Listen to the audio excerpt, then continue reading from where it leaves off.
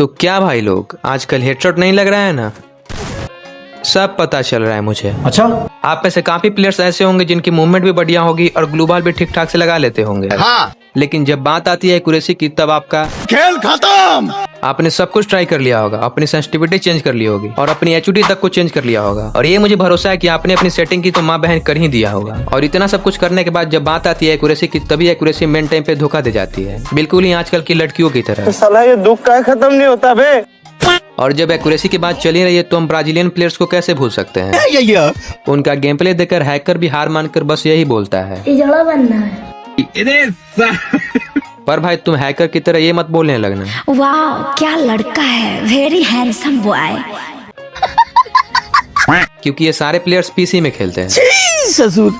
लेकिन ट्रस्ट में भाई, आज के इस छोटे से वीडियो में मैं आपको 5 ऐसे सीक्रेट पॉइंट्स बताने वाला हूँ जिसे समझने और प्रैक्टिस करने के बाद आपकी भी एक्यूरेसी बिल्कुल ही पीसी प्लेयर की तरह होने वाली है, कुछ इस तरीके का।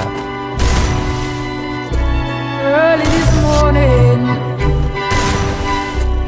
when you knocked upon my door. Early this morning, when you knocked upon my door. Point number 1, perfect sensitivity. तो देखो, एक्यूरेसी की बात हो और परफेक्ट सेंस ना, ऐसा हो सकता है क्या? अब देखो, एक परफेक्ट सेंसिटिविटी ही डिसाइड करती है कि आपका हेडशॉट लगेगा या फिर बॉडी शॉट। हाँ। एक रियलिटी बताता हूँ भाई कि जब भी आपका गेम प्ले डाउनफॉल में जाता है, तब दिमाग में सबसे पहले यही चलता है कि एक बार पेड सेंस से ट्राई करके देखना ही पड़ेगा, क्या पता हैकर की तरह हेडशॉट लगने लगे। और वहीं पे आपके साथ हो जाता है स्कैम। तो ये लोग बस अपने एक्सपीरियंस से आपको सेंसी प्रोवाइड करते हैं और आपसे पैसे ऐंठते हैं। और अगर आप खुद से अपने डिवाइस के लिए एक परफेक्ट सेंसी प्रिपेयर करना चाहते हो तो उसके ऊपर मैंने ऑलरेडी एक वीडियो बना रखा है, उसका लिंक आपको डिस्क्रिप्शन में मिल जाएगा। इस वीडियो को देखने के बाद आप जाकर देख सकते हो। और हाँ, एक और जरूरी बात, अगर आपको एक पेड सेंसी बिल्कुल ही फ्री में चाहिए तो आप मेरे इंस्टा पे आ सकते हो। लेकिन वहाँ पे आने से पहले आपको नीचे कमेंट में अपने डिवाइस का नेम, रैम, रोम और आपका डिवाइस कितना पुराना हो चुका है ये सब कमेंट करके आना है, क्योंकि वहाँ मैं आपको अपने 7 ईयर के गेमिंग एक्सपीरियंस से एक ऐसी पेड सेंसी बिल्कुल ही फ्री में बनाकर देने वाला हूँ जो कि सिर्फ आपके डिवाइस के लिए होगी। ओके। तो बात करते हैं अपने पॉइंट नंबर 2 की, जो कि है रिकॉइल कंट्रोल। अब देखो, अक्सर रिकॉइल होने का सिर्फ 2 ही मेन कारण होता है। पहला, या तो आपकी सेंसी बहुत हाई है और दूसरा ओवर ड्राइव। अभी आपके दिमाग में सवाल जरूर आ रहा होगा कि भाई आखिर इसे कंट्रोल कैसे करें। यस। लेकिन एक सेकंड, मुझे ऐसा क्यों लग रहा है कि एक बंदा मुझे बिना लाइक सब्सक्राइब किए हुए देखे जा रहा है। भाई एक लाइक सब्सक्राइब कर दो यार। आप सभी को इतने एंटरटेनमेंट के साथ टिप्स एंड ट्रिक बताता हूँ और मैं पिछले कई वीडियो में ऑडियंस को लाइक सब्सक्राइब करने को बोलना ही भूल जाता हूँ। टेंशन बहुत है ना। तो इसे कंट्रोल करने के लिए बस आपको 2 काम करना है। क्या?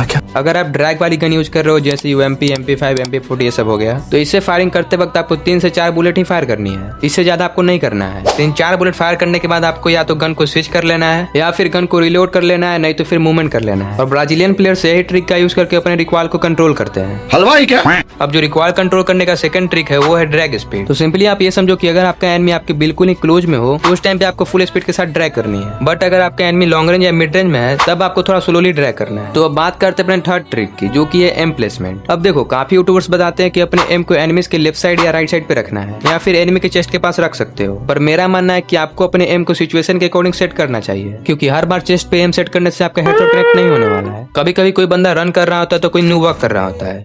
नहीं सारुण के यहाँ कुछ तो गड़बड़ है। तब आप वहाँ पे क्या करोगे? चेस्ट पे एम सेट करोगे? बिल्कुल नहीं। तो अब आप सिंपली ये देखो कि अगर कोई बंदा क्लोज रेंज में हो तब आपको अपने एम को वाइट रखना है और उस सिचुएशन में आपको फुल स्पीड के साथ U shape rotation type perform करना है, जैसा कि बैकग्राउंड में मैं कर रहा हूँ। और जब बंदा मिड रेंज में हो तब उस सिचुएशन में आपको अपने एम को बंदे के चेस्ट पे सेट करना है या फिर उसके लेफ्ट राइट में भी सेट कर सकते हो। और यहाँ पे आपको सिचुएशन के अकॉर्डिंग ड्रैग करना है, मतलब कि अगर आपका एम उस बंदे के चेस्ट पे है तो आपको स्ट्रेट ड्रैग परफॉर्म करना है, और अगर आपका एम बंदे के लेफ्ट में है तो वहाँ पे आपको U shape right rotation drag perform करना है। सिमिलरली अगर आपका एम बंदे के राइट में हो तब आपको वहाँ पे U shape left rotation drag perform करना है, लेकिन आप ज्यादातर स्ट्रेट ड्रैग और U shape right rotation drag का यूज करना है। मगर क्यों? क्योंकि लेफ्ट रोटेशन ड्रैग परफॉर्म करते वक्त ज्यादातर गोलियां रिकॉइल हो जाती है। तो सिंपली बंदा लॉन्ग रेंज में हो तब वहाँ पे आपको अपने एम को बंदे के चेस्ट से लेके पैर के बीच में कहीं भी सेट कर लेना है और स्ट्रेट ड्रैग का यूज करना है और बिल्कुल ही स्लोली ड्रैग करना है। अच्छा।